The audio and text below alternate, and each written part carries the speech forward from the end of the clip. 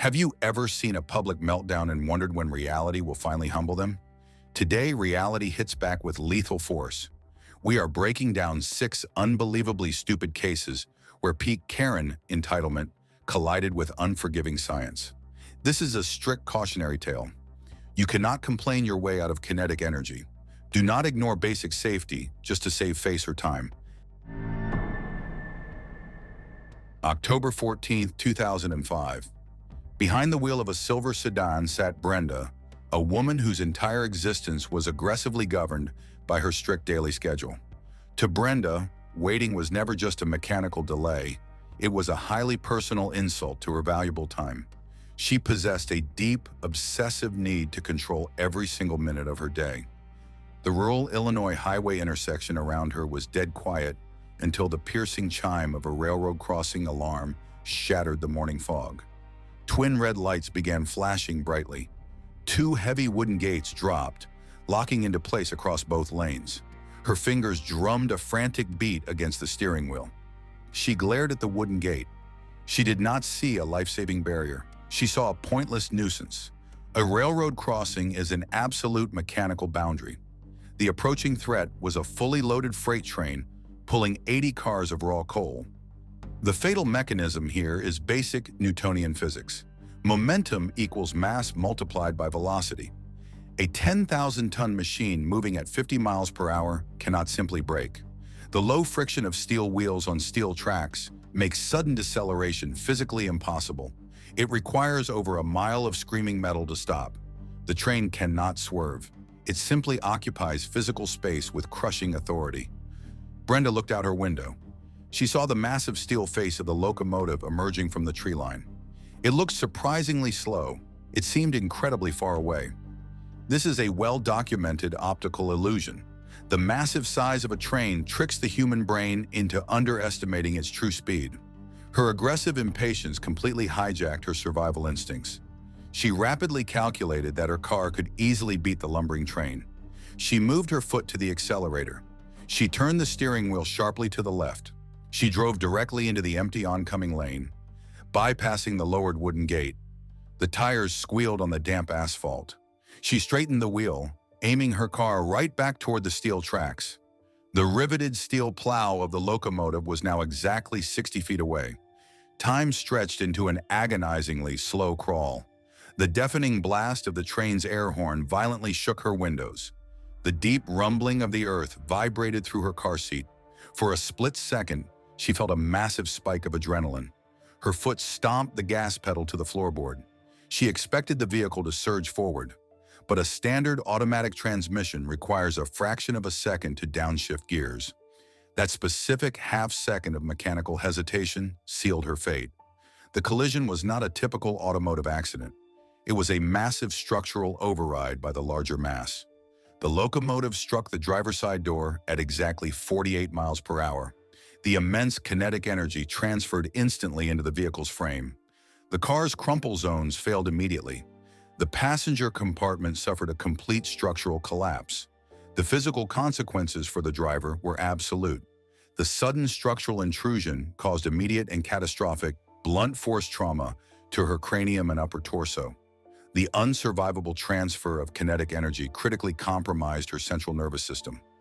Total loss of consciousness occurred within milliseconds of the impact. Cardiac and respiratory functions ceased instantly. It was a completely non-survivable injury profile. The massive train dragged the unrecognizable remains of the sedan for a full mile. The air filled with the toxic smell of hot crushed metal. Back at the intersection, the automated crossing lights continued their cheerful blinking. The warning bell kept ringing into the indifferent landscape. A single leather purse lay perfectly intact on the grassy shoulder. It sat undisturbed just yards away from the impact point. The train eventually idled in the distance, venting pressurized air. The local police soon arrived to document the ultimate physical cost of trying to save 90 seconds. November 12, 2004. Retail warehousing relies entirely on a precise, mathematically unforgiving physics principle known as load-bearing vertical distribution. Massive steel storage racks tower 20 feet into the air, holding thousands of tons of heavy goods in a fragile state of balanced gravity. The air-conditioned environment of this big box store smelled faintly of raw cardboard and industrial floor wax. A bright yellow caution tape stretched tautly across the entrance of aisle 14, clearly marking a restricted employee loading zone. Standing aggressively just outside this protective barrier was Susan.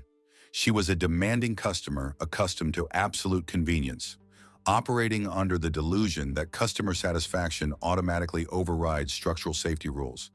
She desperately wanted to purchase a discounted portable generator located on the bottom shelf. An employee had politely requested she wait 15 minutes for a certified forklift operator. To Susan, this minor delay was an unacceptable failure of customer service. Her obsessive need for immediate control completely blinded her hazard awareness. Retail warehousing relies entirely on a precise physics principle known as load-bearing vertical distribution. Heavy items are meticulously stacked on wooden pallets to form a balanced vertical column. The lowest boxes act as vital foundational anchors for the entire towering structure above them. The fatal mechanism of failure here involves the center of gravity and frictional resistance. When someone forcefully removes a load-bearing element from the bottom tier, the vertical force is interrupted. The massive weight above no longer possesses a stable path to the ground. The entire vertical load must immediately shift downward to find a new physical equilibrium. The thin yellow tape was the store's fragile promise of public protection. Susan stubbornly ducked under it. She marched directly toward the towering pallet. She aggressively gripped the thick plastic strapping of the bottom box. The generator inside weighed over 150 pounds. She planted her shoes firmly on the polished floor and pulled backward. The box did not slide out. Severe frictional forces held it tightly in place under the crushing weight of the vertical inventory. She let out a sharp, frustrated breath. She adjusted her grip and yanked forcefully backward, using her entire body weight. Time stretched into a slow sequence of inevitable physical reactions. A sharp tearing sound echoed through the warehouse as thick corrugated cardboard ripped. The bottom box suddenly shifted outward by exactly 4 critical inches. That tiny movement was the absolute mathematical limit of the stack's structural tolerance. The invisible center of gravity for the 12-foot tower of appliances shifted irreversibly past the tipping point. The highest, heaviest boxes immediately began to lean forward into the aisle. Susan looked up in sudden, paralyzed confusion. She saw a massive square shadow rapidly descending toward her face. She desperately tried to take a quick, evasive step backward to escape the falling machinery. Her right shoe caught perfectly on the thin edge of the yellow caution tape she had just ignored. The resulting gravitational collapse was instantaneous and unforgiving. Nearly 800 pounds of boxed machinery cascaded directly downward in a chaotic avalanche. The rigid edges of the descending appliances struck her with overwhelming kinetic force. The impact caused a massive transfer of kinetic energy directly into her skeletal structure. The sheer descending weight drove her body forcefully into the unyielding concrete floor. She suffered immediate and catastrophic blunt force trauma to her cranium and upper torso. The immense localized compression forces instantly compromised her chest cavity. Total loss of consciousness occurred in a tiny fraction of a second. Cardiac and pulmonary functions ceased instantly under the overwhelming mechanical pressure of the crushed inventory. It was a rapid, non-survivable mechanical crush injury. A thick cloud of cardboard dust settled slowly in the sterile white light. The heavy boxes now rested in a chaotic, silent pile on the floor. A torn piece of yellow caution tape fluttered gently in the air conditioning current. The store's overhead speakers peacefully continued to play a cheerful pop song. The generator she had so desperately demanded remained trapped inside its damaged cardboard shell. It sat quietly atop a fatally closed transaction. Management immediately sealed the aisle pending a full occupational safety investigation. October 8, 1997. Commercial logging operations are highly choreographed events governed by the strict, unforgiving laws of gravity and mass. The damp landscape of the Pacific Northwest commercial forest was completely saturated with the smell of fresh pine resin and diesel fuel. The crisp morning air was absolutely shattered by the deafening, continuous roar of high-powered chainsaws. The ground physically vibrated under the heavy movement of massive industrial logging equipment. A bright, neon orange safety line was strung tightly between several large trees. It clearly designated the absolute outer boundary of a highly restricted, incredibly dangerous active felling zone. Marching aggressively directly toward this fragile plastic barrier was a local resident named Helen. She was currently suffering from a severe, visually blinding migraine. The relentless mechanical noise from the logging site felt like physical hammer strikes against her skull. Her entire reality had rapidly narrowed down to a single, obsessive goal. She needed to locate the logging site foreman and scream at him until the torturous machines were shut off. She was entirely consumed by her own localized pain and a deep sense of personal entitlement. To Helen, the bright orange safety ribbon was not a critical warning of imminent lethal danger. It was simply an annoying, brightly colored obstacle deliberately placed in her way. A fully mature Douglas fir tree can easily stand 90 feet tall and weigh well over 12,000 pounds. Felling such a massive living structure is a delicate, calculated act of deliberate destabilization. A professional timber cutter uses a heavy chainsaw to carve a precise hinge cut directly into the base of the trunk. Once this vital structural support is actively removed, the tree is completely at the mercy of gravity. It instantly ceases to be a plant and becomes a massive falling projectile. The designated safety drop zone is strictly calculated at twice the total height of the tree. This mathematical buffer exists because falling timber absolutely does not stop, swerve, or apologize for anyone in its path. Helen furiously ducked her head completely under the neon orange warning line. She stomped angrily into the damp, disturbed soil of the restricted zone. Her eyes were fixed squarely straight ahead, locked onto the distant metal roof of the foreman's truck. She never once bothered to look up into the dense, swaying forest canopy. Less than 50 yards away, a timber cutter had just finished making the final back cut on a massive pine. The thick wedge of solid wood cracked loudly, echoing like a sudden rifle shot over the roaring engines. The heavy tree began its slow, inevitable arc toward the forest floor. The logger immediately yelled a loud, traditional warning cry to clear the entire impact area. But Helen was entirely deafened by her throbbing headache and the ambient roar of the machinery. She marched blindly and furiously directly into the exact center of the calculated drop zone. Time seemed to stretch into a violently slow, terrifying sequence of impending doom. The massive wooden trunk accelerated exponentially as it tore through the lower branches. It fell at 32 feet per second squared, gathering immense kinetic energy with every passing inch of its descent. Helen took one final furious step forward onto a soft bed of crushed pine needles. She aggressively opened her mouth to demand to speak to the manager of the operation. The catastrophic collision between her entitled human biology and 12,000 pounds of accelerating timber was instantaneous. The massive trunk struck her directly from above, with mathematically overwhelming, crushing force. The immense kinetic energy completely bypassed all human physical defense mechanisms. She suffered immediate and totally unsurvivable blunt force trauma to her cranium and cervical spine. The sheer descending weight resulted in an immediate, overwhelming impact against the damp forest floor. The extreme compression forces instantly compromised her upper torso and central nervous system. Total loss of consciousness occurred in a tiny fraction of a millisecond. Cardiac and pulmonary functions ceased instantly under the overwhelming mechanical pressure of the crushed timber. It was a rapid, entirely non-survivable vertical impact injury. The heavy chainsaw finally idled down, leaving behind a sudden, heavy silence across the damp woods. The dust and shattered bark settled slowly through the cool morning air. A thick cloud of wood chips drifted gently onto the crushed green ferns.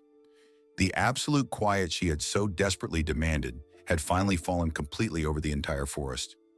A crushed pair of expensive sunglasses lay partially buried in the dark mud next to the massive, unmoving bark.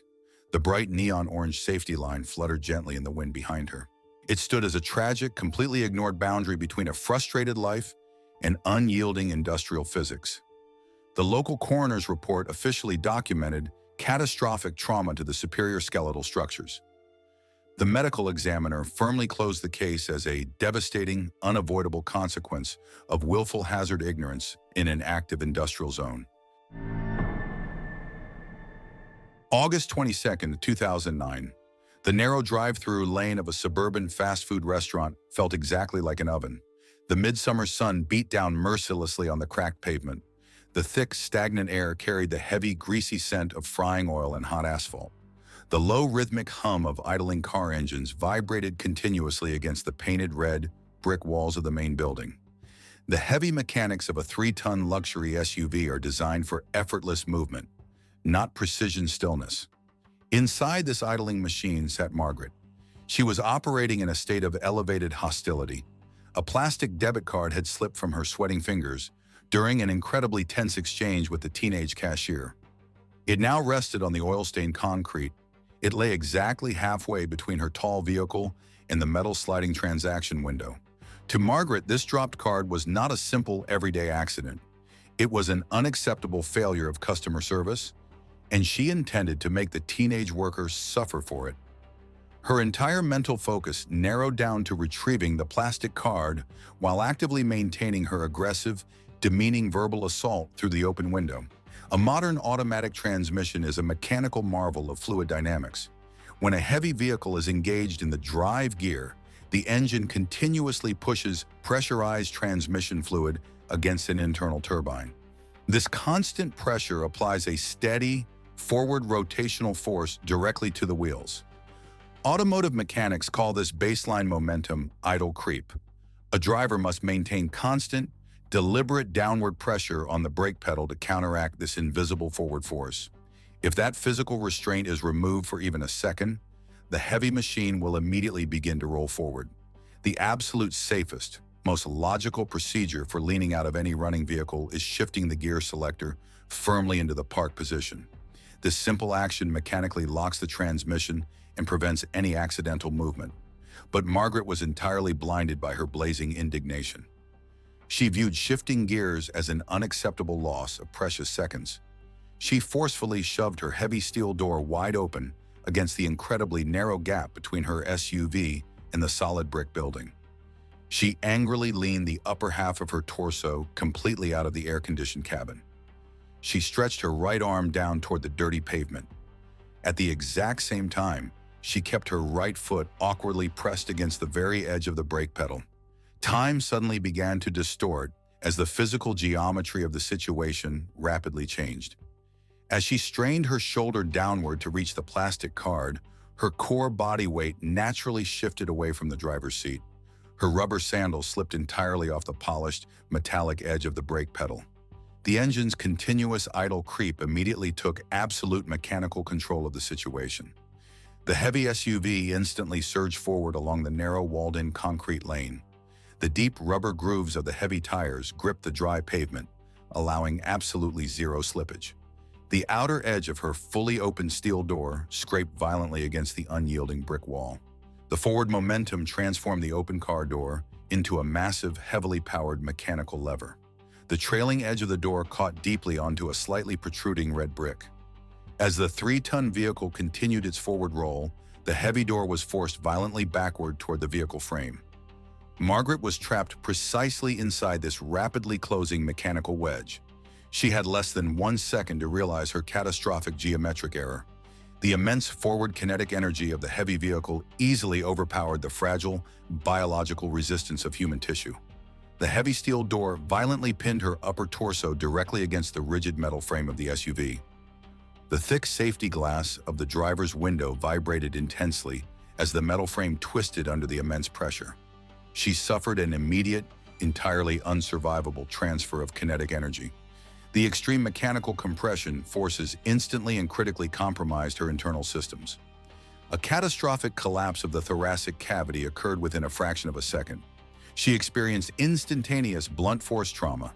Total loss of consciousness was immediate as the crushing pressure completely disrupted all central nervous system functions. Cardiac and respiratory activity ceased instantly under the overwhelming mechanical load.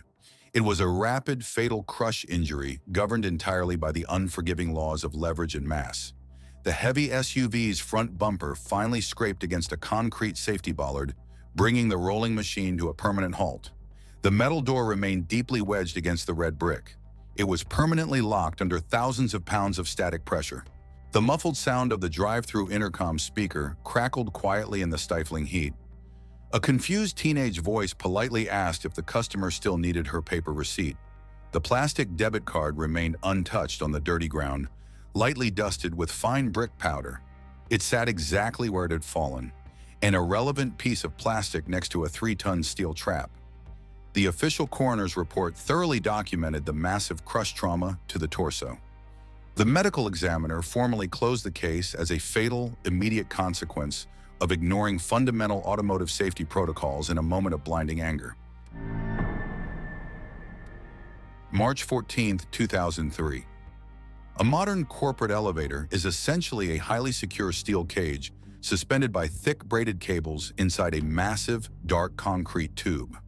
On this totally normal Tuesday morning, elevator car number 4 was steadily rising and carrying a single passenger. Nancy was a high-level corporate executive whose entire professional identity was built on aggressive punctuality and absolute control of her environment. She simply did not tolerate delays. Suddenly, a minor temporary power grid fluctuation caused the elevator's automated mechanical safety brakes to instantly engage. The heavily loaded car jolted to a firm halt exactly halfway between the 14th and 15th floors. The bright overhead fluorescent lights stayed on, and the internal ventilation fan kept humming quietly. To the building's complex engineering system, this was a perfectly successful, highly standard safety stop. To Nancy, this minor delay was an infuriating, completely unacceptable trap that threatened her strict daily schedule. The emergency intercom crackled loudly as a building dispatcher calmly asked her to sit down and wait just 10 minutes for the local fire department to safely reset the system. Nancy firmly and loudly refused this logical instruction. Modern commercial elevators are specifically designed to be mechanically impenetrable from the inside for a very vital reason. When a passenger car is perfectly level with a hallway, the doors open seamlessly to a solid concrete floor. But when a car is stuck suspended high between floors, a hidden, incredibly dangerous architectural hazard is created directly underneath it. The bottom of the elevator car does not sit flush against the outer wall of the shaft. If you forcefully pry the inner doors open while the car is elevated above the floor line, you expose the hoistway.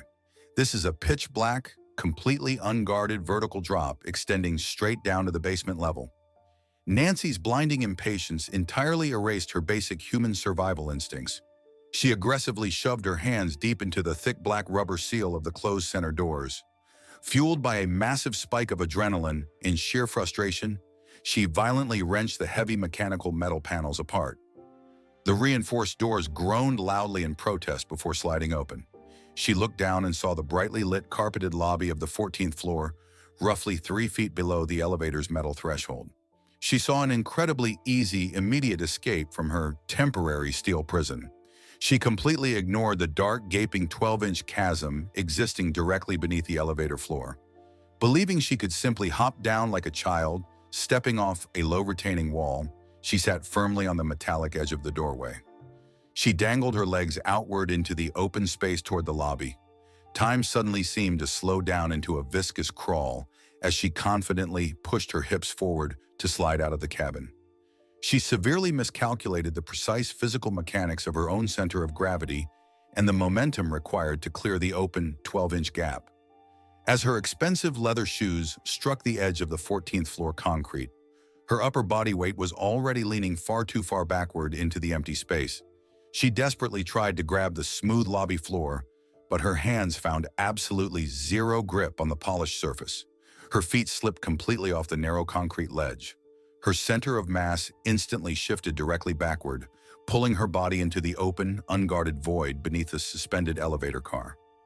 Gravity is a completely blind, unyielding physical force. It immediately took absolute control of her downward trajectory. Nancy silently slipped backward through the fatal gap, plunging directly into the pitch-black vertical elevator shaft.